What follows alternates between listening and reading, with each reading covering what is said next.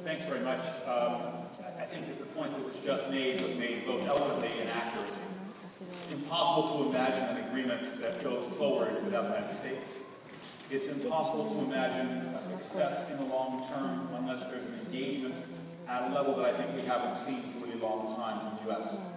And so I've been in this job about 5 months.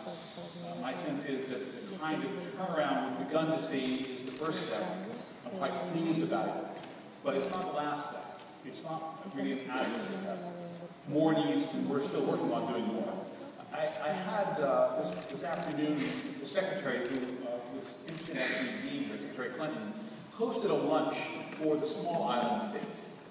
And we had a series of about 20 of them were able to come, primarily interstate.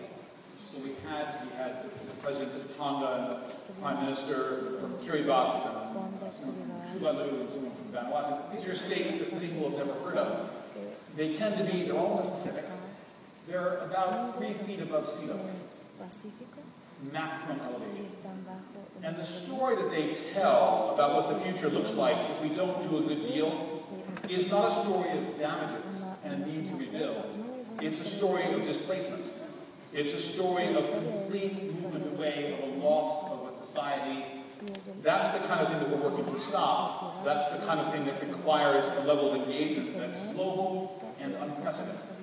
So what are we hoping for? Well, ideally, one hopes for an agreement which does all of those things immediately. But that's not really practical.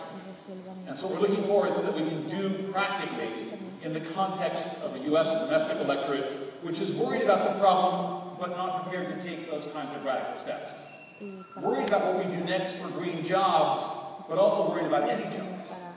Worried about what we do next in terms of how we provide for the health of citizens around the world and the welfare for the United States, but unable to manage its own healthcare system. That dynamic means that we have to think carefully about what we can deliver, how we can move it forward, and get a deal that does those next steps, that's credible, but that's also doable. 3 things.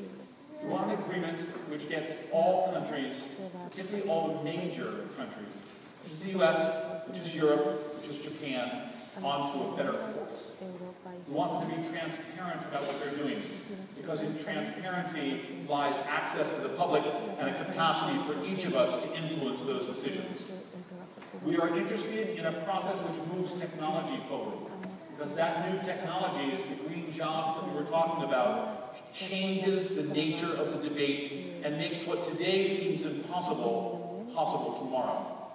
And we need to have some finance, because it's equally clear that just as much as New Orleans and states devastated by the hurricanes in the U.S. needed recourse and support, there are very poor countries around the world. Just before I came here, this is UN week, so everyone's here, Mary knows this, I had a meeting with the President, the Prime Minister of Ethiopia.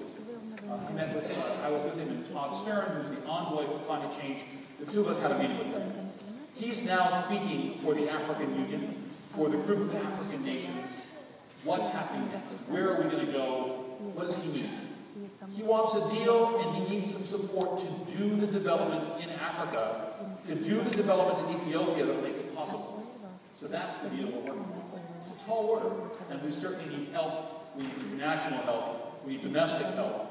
We need intellectual help, and we need the kind of emotional and spiritual and commitment of help that you all bring.